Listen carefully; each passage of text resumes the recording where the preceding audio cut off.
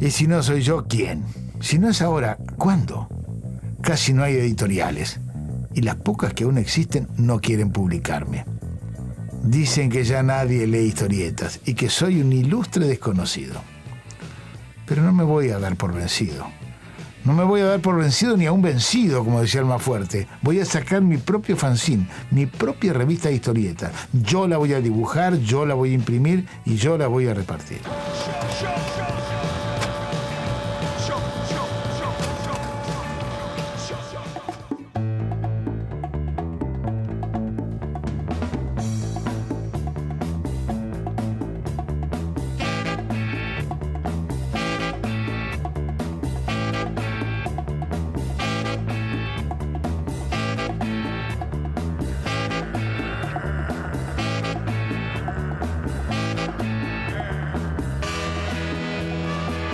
Continuará. La palabra sajona fanzine es el resultado de la fusión de otras dos palabras, fanatic, magazine. Algo así como revista de amateur, revista de fanáticos, revista de aficionados. Y algo de eso hay. En la Argentina, los fanzines empezaron a proliferar en los años 80, al calor del clima político, la necesidad de expresión en la sociedad, y por otro lado ciertas mejorías, ciertos adelantos en el campo de la tecnología de la impresión y las facilidades del fotocopiado. Entre el 85 y el 87 había más de 40 revistas fanzine en el área metropolitana. Los dibujantes, los autores, eran los editores y eran los distribuidores también. A veces duraban muy poco y salían cuando podían. Había algunas que eran prácticamente publicaciones elementales, resultados del humor estudiantil, digamos. Y otras eran muy elaboradas. Para los 90 aparecieron revistas como esta, Lápiz Japonés, que aunaban la pretensión artística, la excelencia artística, con una calidad de impresión notable. Una verdadera revista libro. Cristian Mayea es dibujante, guionista y de algún modo gremialista del género de la historieta. Hombre del Oeste, fue el primer alumno de Horacio Lalia y fundó el fanzine Pluma Negra en los años 90. A fines de esa década, fue el primer presidente de la Asociación de Historietistas Independientes, que reunió a varias decenas de fanzineros. En el 2001, junto a varios de sus compañeros, fundaron La Productora para producir precisamente y editar historietas. Mayea, que también es docente de historieta, es autor de Road Comic junto a Carlos Aón y ha escrito para Hawk, Mosquito y otros compañeros. Ángel Mosquito, por su parte, es un dibujante prolífico y muy original. También hombre del Oeste y participante de la Asociación de Historietistas Independientes y de La Productora. Ha creado maravillas como Morón Suburbio, Carne Argentina y en los últimos años, Vitamina Potencia y Tristeza. Estas dos últimas, junto a Federico Reggiani, publicadas en la revista Fierro. ¿Qué es un fanzine? Entonces, si vamos al origen, la contracción fanzine, sí, Fanatic Magazine, ¿no? Era una revista de fanáticos. Que me acuerdo que en la época que nosotros armamos la asociación, etcétera, me molestaba la palabra fanzine. Porque era el término que usaban algunos profesionales. Estoy desmereciendo los otros que sí se acercaron a nosotros, ¿no? Pero muchos profesionales que tenían cierto prurito, no sé por qué, con esto que pasaba, ¿no? Sí. Porque la idea era, publica cualquiera. No tiene autocrítica, un montón de críticas a eso, ¿no? Dibujan con un clavo y hacen publican. Fanzines. Era como... perdón, era una palabra que nos disminuía, ¿no? Era una palabra que usaban para mencionar una historieta, que era historieta argentina, ¿sí? Y que incluso muchos de ellos no la estaban haciendo la historieta argentina y sí la estábamos haciendo nosotros desde esas publicaciones independientes, que es como me gusta llamarlo. Perfecto. También hay que decir que publicábamos cualquiera. Es cierto. El problema es que era cierto. Publicaba Es cierto. cualquiera. No se incluyo. Publicábamos no cualquier cosa, sino todos podían publicar. Al ser el mismo, la misma persona, el profesional, el editor, el diálogo era interno y muchas veces, por supuesto, caótico. Claro. Y en ese puedo publicar cualquiera. Entiendo lo que molestaba en algunos profesionales, que decían, yo para publicar tuve que pasar un montón de filtros, un montón de selecciones, naturales o no, y que un tipo dijera, bueno, mereces un poco de plata por eso. Bueno, se producía de una determinada manera artesanal y también se vendía artesanalmente cuando se vendía. Por eso yo haría una frontera en la fotocopia, el momento que termina la fotocopia. A ver. La mayoría empezamos fotocopiando. La fotocopia era lo más barata, muy accesible, lo podía hacer cualquiera. Cuando saltábamos ya una tapa offset, que es una tapa color, 4 colores. Por ejemplo acá, ¿qué hay acá? Y, Las cosas más primitivas que hay acá, ponele, o más elemental. Lo más elemental, no sé, Ocean y Charquito, las chicas de Ocean y Charquito, eran fotocopias. Elemental no peyorativamente. No, me refiero a que se hacían fotocopias. Se hacían también fotocopias. Fotocopias abrochadas. Exactamente. Fotocopia abrochada. Lo viste, Son toda esa época. Esta es del 98. Solo fotocopia con un negro no pleno, fotocopia y un broche, por lo general, si había una abrochadora de brazo largo, y si no, incluso no estaban ni siquiera abrochadas. El pato Donald cae en una bañera. Mickey se ríe. Donald cae en una bañera. Recordaba una y otra vez una vieja película del pato Donald. Trataba de pensar en otra cosa, pero por alguna razón no podía dejar de recordar esas escenas. ¿Es bueno acaso vivir? No lo sé. ¿Me gusta tomar café mirando tele? Creo que sí. No tengo nada mejor que hacer ahora. Después escribo un rato, me tengo que bañar. Las horas transcurren lentamente. Creo que tenía que ir a algún lado, pero ¿para qué? ¿Qué importancia tiene ir de un lado a otro?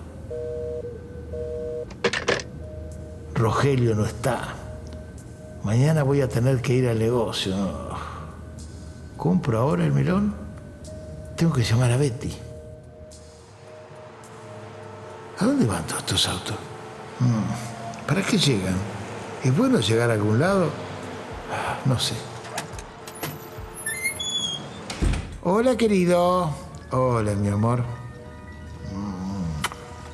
Voy a preparar ensalada para acompañar la tarta. Después a dormir. Tuve un día terrible. El pato Donald cae en la bañera. Mickey se ríe.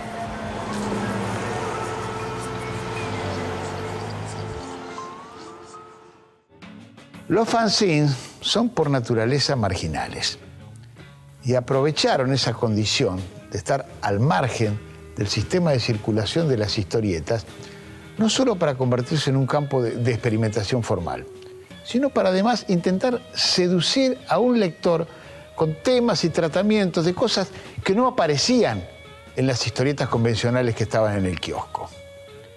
En ese sentido, la mayoría de los autores que comenzaron a autopublicarse en aquella época se inspiraron en un modelo universal. Era el underground norteamericano. Aquellas revistitas que proliferaron a fines de los 60 y comienzos de los 70 en un movimiento que cantaba a la liberación hippie, canto a la droga, la liberación sexual y la lucha contra la guerra. Ahí hubo un extraordinario dibujante que marcó a generaciones, Robert Crumb. Robert Crumb es el autor de Mr. Natural, de Fritz el Gato y de muchísimas otras historietas. Fue un verdadero genio inspirador para los fanzines de todo el mundo, y en la Argentina también.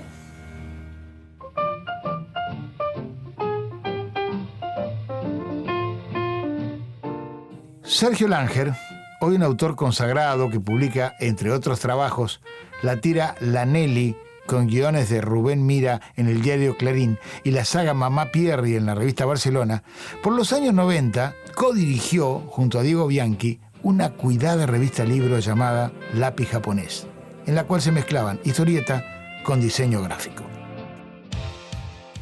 El Lápiz Japonés nació como una necesidad de dibujar y publicar nuestros trabajos de distintos artistas en un formato determinado que de algún modo estaba inspirado en una revista que se hacía en Nueva York, que la hacía Art Spiegelman, el autor de Maus. Entonces yo venía con esa idea en la cabeza, de hacer algo muy similar a eso. O sea, independiente de cualquier editorial ¿no? Se armó un colectivo de artistas que era ampliamente superada a mis expectativas iniciales de hacer eso que había visto en Nueva York. Hicimos otra cosa en Buenos Aires en los 90, con el nombre, ese nombre tan de nuestra infancia, ¿no? De Guiño. Solamente se puede entender acá. Y nos llevó mucho tiempo, porque nos pusimos del otro lado del mostrador, éramos los editores. Pasaban dibujantes, venían, íbamos a buscar, íbamos al Parque Rivadavia, al lugar donde se juntaban los fanzineros. Y entonces la idea, el concepto fue hacer un fanzine con el espíritu de un fanzine, pero hecho muy profesional. Ahí hacíamos lo que no podíamos publicar en los medios, o lo que teníamos ganas de hacer, y nos permitíamos nos dábamos ese privilegio de publicar lo que queríamos, sin que nadie nos diga qué teníamos que hacer. Durante los años 90, Cazador fue el único fanzine que se convirtió en un verdadero boom. Nació en la publicación autogestionada Arkham, con guiones y dibujos de Jorge Luis Pereira Lucas, pero se transformó en fenómeno comercial cuando decidió publicarlo Ediciones de la Urraca. Cazador era una apuesta atípica para el mercado local, poco acostumbrado al género superheroico. No obstante, fueron varios los fanzines de la época que rescataron la figura del paladín de la justicia.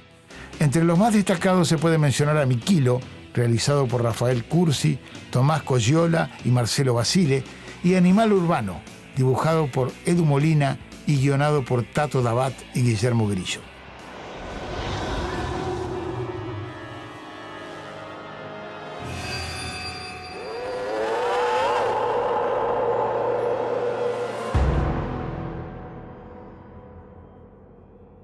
Continuará.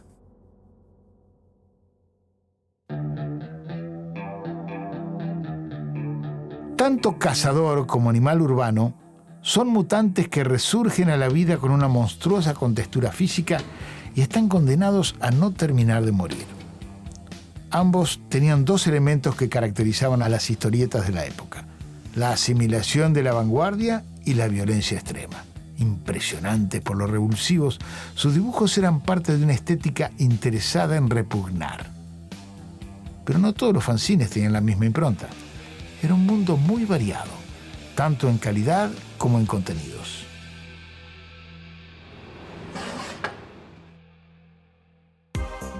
En los 90, con la política menemista, se produce un fenómeno paradójico. Por un lado, las editoriales comerciales de historietas dejan paulatinamente de producir. Es decir, desaparece la revista Fierro, desaparecen las revistas de Ediciones Récord e incluso las de Editorial Columba. Por contraposición, aparecen numerosos fanzines y un tipo de negocios nuevos, las comiquerías, que venden cómics. Esos cómics son, sobre todo, revistas importadas, merchandising de superhéroes y numerosas revistas manga. Favorecidos por la política del 1 a 1, que equiparaba el peso con el dólar, estas revistas inundan el mercado con una producción que intelectualmente y culturalmente estaba generada para otros contextos. ¿Cómo llega la necesidad de la producción independiente? ¿Cómo son estas circunstancias? En lo particular lo intenté por otro lado también. Yo fui a Columba, estuve reunido con Scuti. Scuti, el director de la Scorpio. De Ediciones Récord. Tenía el sueño, como cualquier otro, de publicar en las grandes revistas que yo no me estaba enterando que la realidad era que estaban desapareciendo.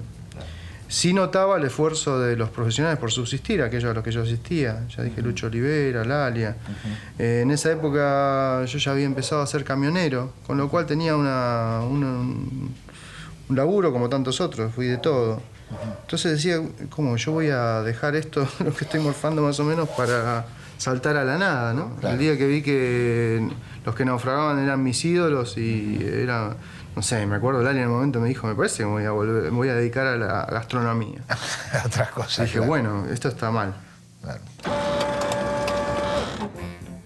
El tarado de tu amigo, por Pablo Falló. Voy a ver a mi amigo Rulo. Esa es la casa. Bueno, esto ya está. La vieja de Rulo. ¡Ay, la puta que lo parió! Hola. Agapito, qué susto que me diste. ¿Está Rulo? Rulo es el tarado de tu amigo. Voy. Espera, tengo que decirte algo. ¿Qué pasa? Hoy invité a tomar el té a tu tío millonario. Sabés que no andamos bien de plata, así que pienso hacerle un buen mangazo. Y, Rulo, sabés cómo es tu tío. Él no soporta a los discapacitados mentales. No puedo hallarlo. Eso es re discriminatorio. Rulo, te lo digo en serio. Hola, Rulo. ¿Qué haces, Agapito? El timbre. Debe ser él. Encerrá a ese tarado en el baño. Lo siento, Agapito, pero tengo que esconderte. Bueno. Hola, tío. ¿Cómo está, tío? Como el orto. Va. Teneme esto, inútil, vago. ¿A dónde va? Al baño. Vengo aguantándome desde hace una hora y... ¡No! Hola. Continuará. Visto en perspectiva, uno de los proyectos más ricos de autoedición producidos en los años 90 es la revista Suélteme, sobre todo por la trascendencia que han tenido los autores hasta hoy. Ese proyecto fue capitaneado por Esteban Podetti, muy talentoso. Cada número de Suélteme tenía un eje temático. Podía ser Dios, podía ser los años 70, podía ser la policía. Y cada uno de los autores, todos en común, tenían ciertas dosis de cinismo y de ironía y una tendencia al feísmo. Cada uno de sus autores aportaba su propia mirada. Entre los autores de Suélteme, que han seguido trascendiendo hasta hoy, hay creadores como Pablo Sapia, como Pablo Falló, como el mismo Esteban Podetti, como Diego Parés, e incluso como el malogrado Dani Deó, que murió muy joven, pero dejó muestras sobradas de su talento.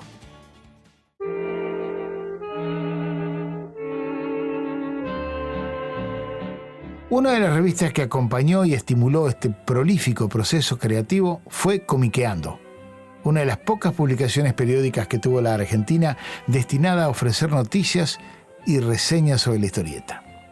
Nació de un esfuerzo personal y sin respaldo de una gran editorial. No obstante, su calidad gráfica se asemejaba a cualquier emprendimiento comercial. Fundada por Andrés Accorsi, apareció en 1994 y estuvo en los kioscos hasta el 2002. Después, por dificultades económicas, continuó su vida en una versión online que nos acompaña hasta hoy. Comiqueando empezó en el año 86 como un fanzine y no había mucho caldo de cultivo. Había un par de fanzines anteriores que hablaban sobre historieta que habían sido Fandom y ACFAC. Y en un momento dejaron de salir los dos fanzines y quedamos sin ningún fanzine dedicado a la información sobre historieta. Entonces ahí empezó a salir Comiqueando, un poco buscando cubrir ese espacio, pero también un poco tratando de reformular ese espacio, de innovar en algunos aspectos, sobre todo del discurso, ¿no? De cómo estaba escrito el material. Por supuesto con unas limitaciones horribles, porque el más grande era yo, que tenía 18 años, imagínate. No teníamos nociones de nada, ni de periodismo, ni de diseño, ni de nada. La información que nos llegaba era con cuentagotas, muchas veces trastocada, porque no existía la internet, éramos chicos muy jóvenes que no teníamos acceso a viajar al exterior, o ni siquiera presupuesto como para comprar muchas revistas o libros de los que venían de afuera. Era como muy a los ponchazos, fue una cosa muy under, pero que abrió las puertas para después hacer otros trabajos más profesionales, como por ejemplo, la segunda versión de Comiqueando, la que empieza en el año 94, conservando la libertad, ¿no? Que era lo importante. Otra de las propuestas que vale la pena subrayar entre las autopublicaciones de los 90 es la revista El Tripero, que es muy singular. Por ejemplo, si Suélteme no se puede entender sin la impronta de Robert Crumb sobre los jóvenes dibujantes argentinos, El Tripero está marcada por la presencia del viejo Alberto Breccia. Los que hicieron esta revista, María Delia Lo Supone, Daniela Cantor, Cristian Montenegro, Mariano Grassi, Lautaro Fishman y varios más, eran todos parte del grupo de últimos alumnos de principios de los 90 del viejo Breccia. Por eso allí proliferan la idea del cómic de autor. Ahí están los blancos y negros muy claros, la tinta, la expresión a través del collage, distintas citas culturales, tanto al cine expresionista alemán como a las vanguardias artísticas simétricas, en fin, toda esa referencia. Además, un concepto del relato mucho más clásico. Por eso proliferan las adaptaciones. En El Tripero aparecen tanto versiones de Calvino, como de Rulfo, como de Raúl González Tuñón, como de Boris Vian. Los integrantes del Tripero le pusieron ese título a su publicación porque el viejo Breccia había sido tripero en los mataderos cuando chico y además porque dibujaba con las tripas. A ver si lo entiendo. Dices que te tortura el no poder escribir, o que no puedes escribir porque estás torturado.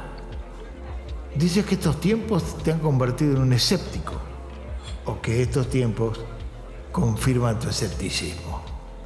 Mira, voy a decirte una cosa. Preferiría tener que enlazar vacas antes que hablar de política contigo. Tu desesperación es tan aburrida. Tu gimoteante o lloriqueo, tus grandes soluciones baratas para la delincuencia. Levanta el culo y ponte a cocinar. Haz con tu tiempo lo que quieras, pero no malgastes el mío. Después del ambicioso intento de crear la Asociación de Historietistas Independientes, Cristian Mallea y otros 12 jóvenes fundaron una cooperativa llamada La Productora Comics. La Productora es una consecuencia más de todo el movimiento autogestivo que nació con la crisis de diciembre del 2001. Así como los vecinos se reunían en asambleas, distintos colectivos de artistas se agruparon para expresarse políticamente. Algunos de esos grupos quedaron en el camino y otros, como La Productora, siguen muy activos. El mayor de sus éxitos editoriales fue Carne Argentina, una serie de historietas de ficción realizadas por distintos autores que transcurre en medio de los saqueos y cacerolazos de aquel 2001. Una vez más, la historieta se transformó en arma contestataria para desnudar carencias sociales. Pero la obra también muestra la necesidad de aferrarse a las pasiones, el fútbol, el amor, para mantener viva la esperanza en medio de la desolación. Carne Argentina agotó 2 ediciones de 1000 ejemplares cada una y además se publicó en Madrid y en París. Otro de los éxitos de La Productora fue Morón Suburbio, creada por Ángel Mosquito. El relato transcurre en un desierto con cowboys, policías corruptos, traficantes de vodka y otros mafiosos. Si esta escenografía nada tiene que ver con el municipio del oeste, los personajes y las anécdotas están teñidas por una idiosincrasia perfectamente reconocible en el conurbano bonaerense. No hay muchos testimonios narrativos contemporáneos en toda la narrativa argentina que cuente lo que pasó como contó esto. Son 7 historias. Sí. 7 historias con distintos dibujantes, distintos guionistas y distintos temas. Distintos temas, distintas visiones, lo mismo. Vas a tener la historia de un muerto en Plaza de Mayo, que le hizo él, la de 2 hermanos en un saqueo en un supermercado. En cada bando. ¿Fecha de fundación o algo así de La Productora, cuál vendría a ser? Y el gran año, el 2001. No, el 2000. En el 2000, claro, se preparaba. Tuvimos un año de reuniones. Un año de reuniones antes de empezar a editar. Para nosotros era muy importante definir todo acerca de una futura editorial que presumíamos profesional, ¿no? Tenía muchas ganas de ser editor, ¿no? Evidentemente, de ser editor, de ver publicado lo mío y lo de mis compañeros, ¿no? En esa creencia de que lo grupal iba a ser poderoso. Y lo que yo pienso que es La Productora sigue siendo mi grupo de amigos. Es el grupo de amigos con el que hemos hecho todo esto, pero también he vivido de dibujar durante estos 12 últimos años. Cosa que para mí era absolutamente impensable. Bueno, gracias, muchachos. No, gracias a usted. Dios mío.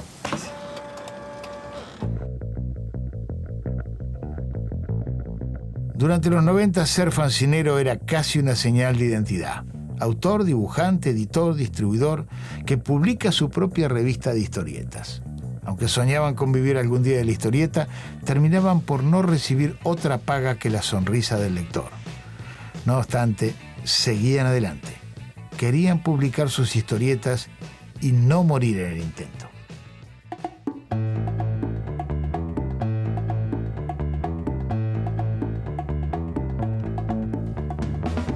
$1 el fanzine, muchachos, nada más que $1. $1 las historietas nacionales, muchachos.